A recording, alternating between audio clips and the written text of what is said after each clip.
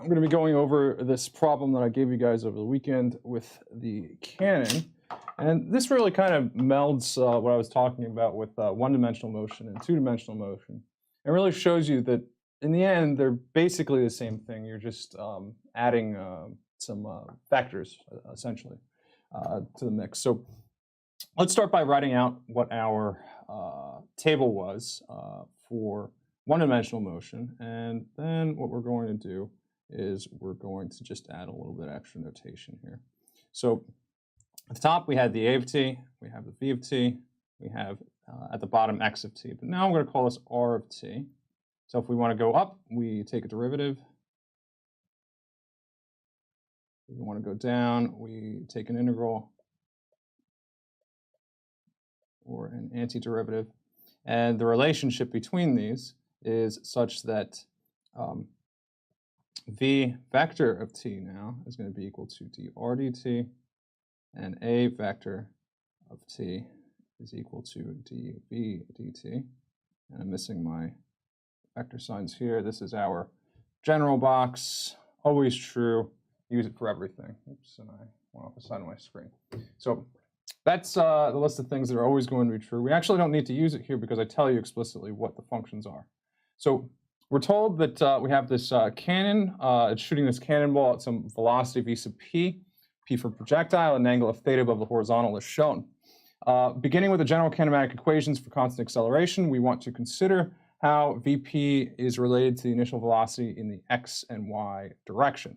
So that is to say that for Vp, have this vector. So this is the Vp vector. We can say that the magnitude of Vp is the hypotenuse. We have some angle that it's at here. And then we have the base of this we're going to call V0x. And the side here we're going to call V0y. And just by applying a little bit of trigonometry, we can see that V0x is just going to be equal to the magnitude of Vp times the cosine of theta. And V0y is going to be equal to the magnitude of Vp times sine of theta. Now, just a little bit of shorthand that you'll see me use sometimes. I'm just going to introduce it here now. If I write this like this is the same thing as writing this, okay? So without a vector sign, Vp is understood to just be the magnitude of Vp, which is defined this way, okay? So that's part A. So this is A1, okay? Now let's look at A2. We want to determine the three kinematic equations that describe the motion in the x direction.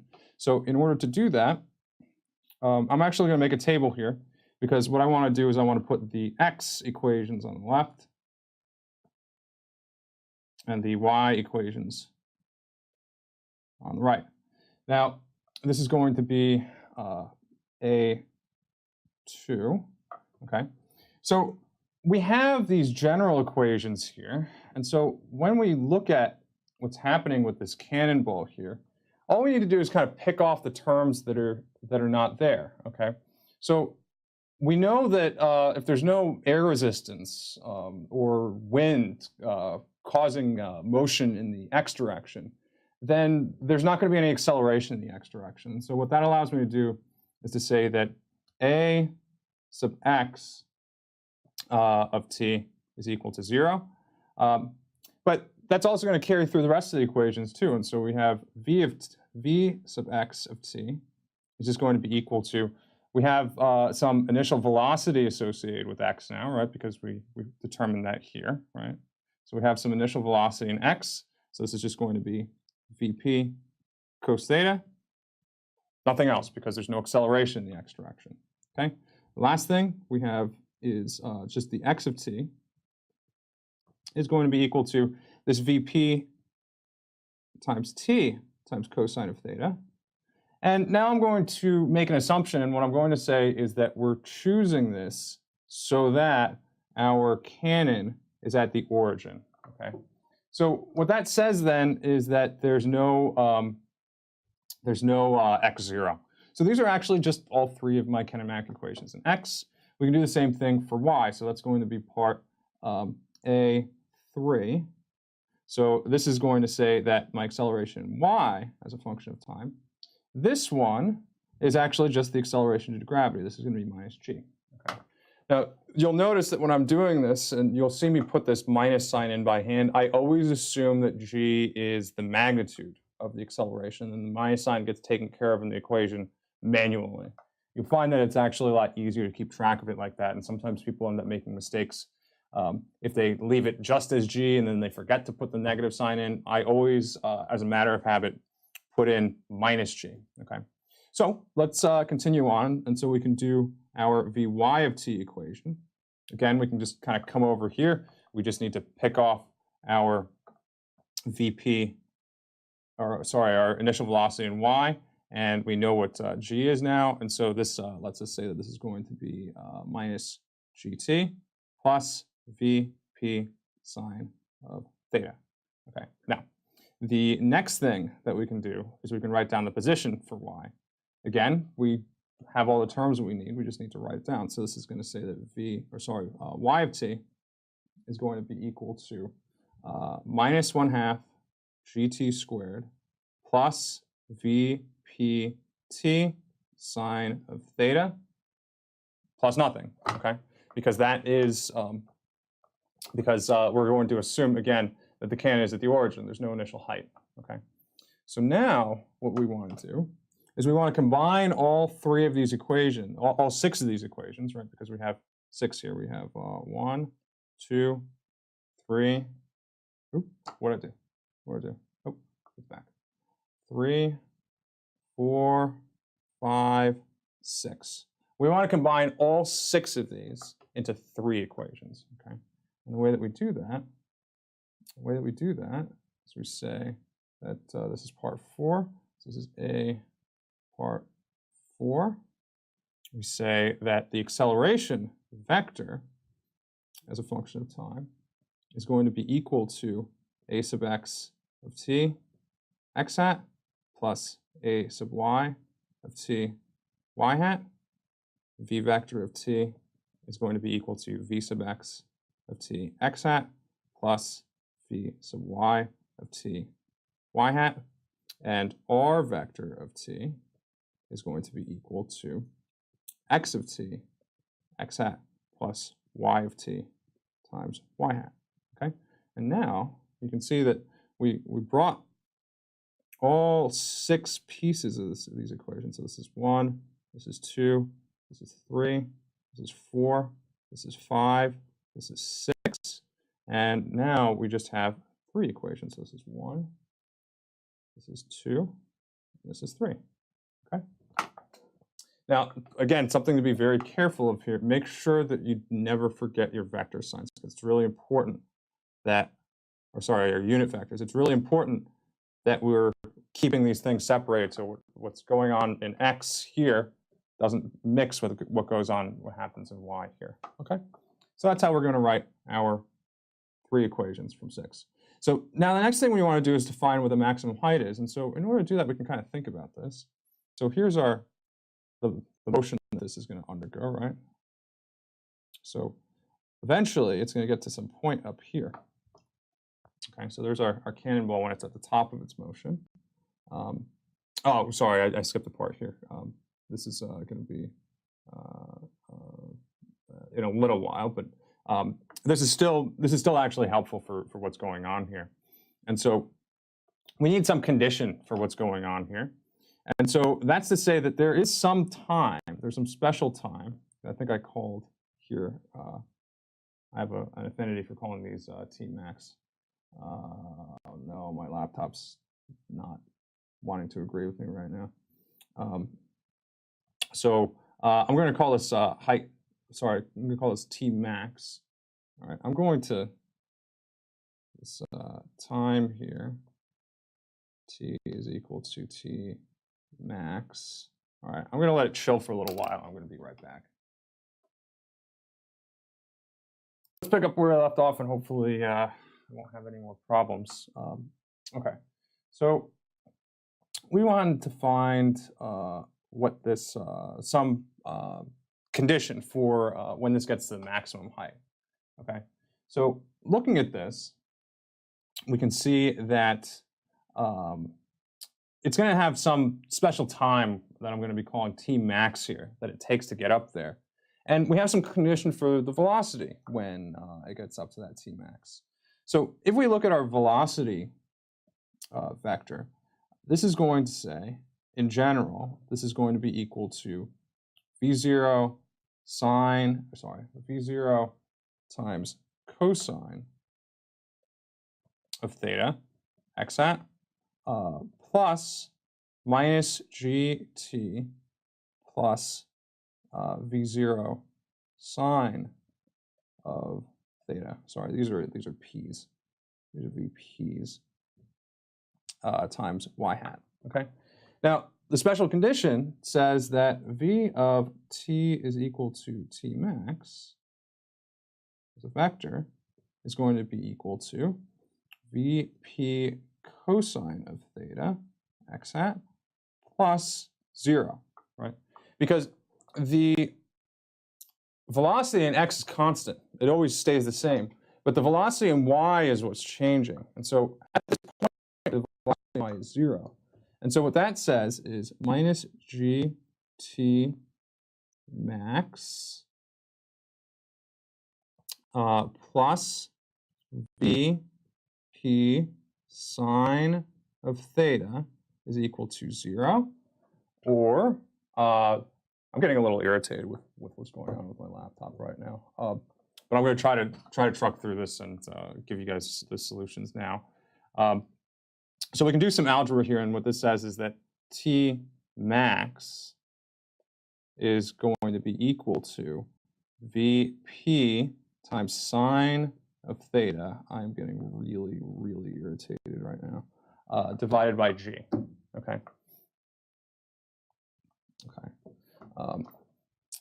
So you guys know that I've been having some issues with Dell. I exchanged some additional communications with them, and my computer's been acting up again. Needless to say, I'm not very happy about what's going on right now. So that's T max. In order to find how far the projectile goes, what we can do is we can say that we need to find the maximum height. Well, in order to do that, we can just plug. I'm gonna have to pause this again. Okay, well, I think I figured out what the problem is. I'm syncing notebooks while I'm writing in them, and there's probably on the order of 100 of you working right now and syncing to my notebook. So I think that's what the problem is. Hopefully this is taking care of itself now because I stopped syncing. But it could very well be other things as well. Okay, so we have an equation for T max now. Now we want to find what the maximum height actually is.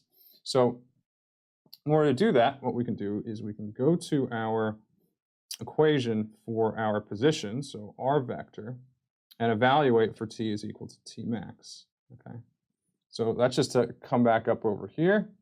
We can take these guys right here and evaluate them.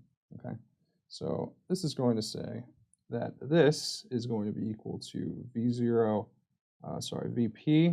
t max times cosine of theta x hat plus minus 1/2 gt max squared plus VP t max times sine of theta times y hat. Now this right here is what our y max is going to be, or what our maximum height is. So we can take this guy right here and plug it in there. And when we do that, we end up finding that y max is going to be equal to minus 1/2 g times VP sine of theta divided by g, quantity squared, plus VP times VP sine of theta divided by g times sine of theta. Do a little bit of algebra, and what you're going to end up finding is that this is going to be equal to VP squared sine squared theta divided by G. So that's what Y max is. Okay. Now, the last thing we want to do is we want to find what the maximum range or distance is going to be. Well, this is half of the distance, and this is half of the distance. And we have an expression already for the time it takes to get up to here, right? So if we use that and we just double it, we can find what the maximum range is. And so that's to say, I'm going to take this, evaluate for T max, multiply by 2. And so what that says is that the maximum range, so the range is going to be equal to Vp squared times cosine of theta times sine of theta divided by G times 2. Okay. So all I did here is I took this, I plugged it in there, and I multiplied it by 2. Okay. So that's our maximum range. So we have an equation for that. Okay. Now, I'm not going to go through the process of actually plugging the numbers in, but what you end up you can plug the numbers in here, but what you end up finding is that the answer to F and G is the same for the range, although the height is different. And so what this is going to look like if you plot it is something like that, okay, where the range is going to be the same, but the heights are different. Okay, and you can see actually why that's going to be the case if you look at the range equation, right? Because if I plug in cosine of 30 and sine of 30, this is equal to the same thing as cosine of 60 times sine of 60, because cosine of 30 is equal to sine of 60, and sine of 30 is equal to cosine of 60, right? So these two are the same thing ultimately, which is why, in some effect, you can say that these two are going to behave the same. Okay, so trucking on through here, trying to make up for some lost time, let's derive these two equations right here, okay? And so the way that we're going to do that is we're going to go back to our kinematic equation. So this is part 2. We're going to go back to our kinematic equations that say V of t is equal to A0t plus V0. X of t is going to be equal to 1/2 AT squared plus V0t plus X0. Okay. Now, what I'm going to do is I'm going to evaluate this for X of t is equal to TF. I'm going to call that XF. And V of t is equal to TF. Swear to God, computer, I'm going to lose my mind. Is equal to VF. Okay. So that's that. And I am stuttering here for a second, so I'm going to stop recording. Let's try it again and see how long it's going to last this time. So the last thing I was doing here was I was deriving this equation. I'm going to do this very quickly because I don't think this is going to be able to last very long. So this is going to say that this is A0TF plus V0 is equal to VF. This is going to be equal to XF. Ultimately, what I want to do is I want to take this equation, I want to solve for TF. This says that TF is going to be equal to VF minus V0 divided by A0. I'm going to take this and I'm going to plug it into this equation here.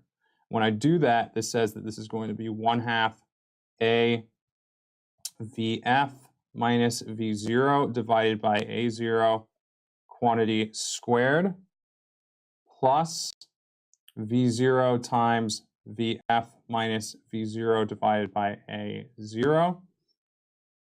I have an A0 here, plus X0 is equal to XF. I'm just going to move my X0 over to the other side.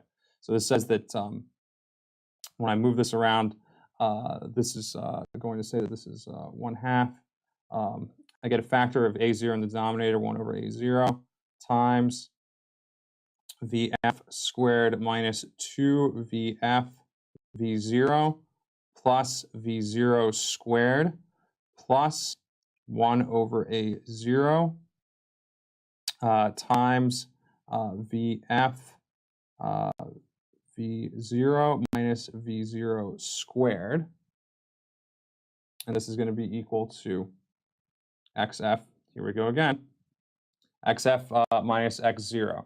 So I have a factor of a half A0 here and an A0 here. I can move an A0 to this side of the equation. A0, gone, gone. So then I have this factor of a half and the 2 right here. So this and this are going to get rid of this term. So this is just going to be a VF V0 with a negative sign. This is a VF V0 without a negative sign. These cancel. That goes away. Then I have a VF squared over 2. So I'm left with a VF squared over 2 plus V0 squared over 2 minus V0 squared. So this can become a 2 over 2. I can combine this. This says that this is going to be VF squared minus V0 squared divided by 2 is equal to XF minus X0 times A0, or in the end, VF squared, I swear to God, minus V0 squared is equal to 2A0 delta X, when delta X is going to be equal to XF minus X0. Okay, so that's what we have there. I'm going to try really hard to get through this one and not lose my temper and swear a bunch in front of you guys. Okay. My GPU is throttling. There's really no reason for it, and it's really pissing me off, to be honest.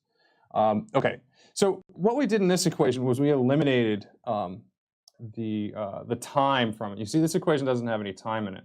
The other equation, the one that says that delta x over delta t is going to be equal to VF plus V0 divided by 2, this one doesn't have acceleration in it.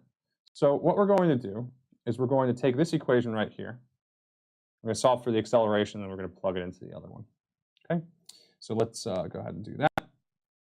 So we have VF minus V0 is equal to A0 t. So A0 is going to be equal to VF minus V0 divided by t. Okay, our other equation says that XF minus X0, I'm skipping some steps because I don't know how long this is going to last, is equal to 1/2 A0 t squared plus V0 times t plus nothing, because I moved it over to the other side already. Okay. Somehow I'm still going to have to edit on this piece of shit. Sorry about that.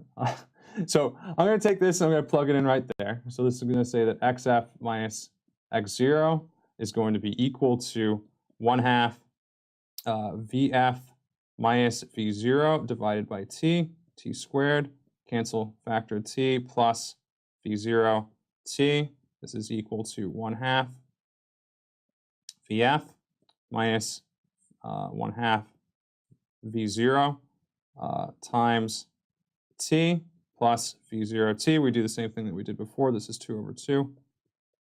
This ends up combining with this.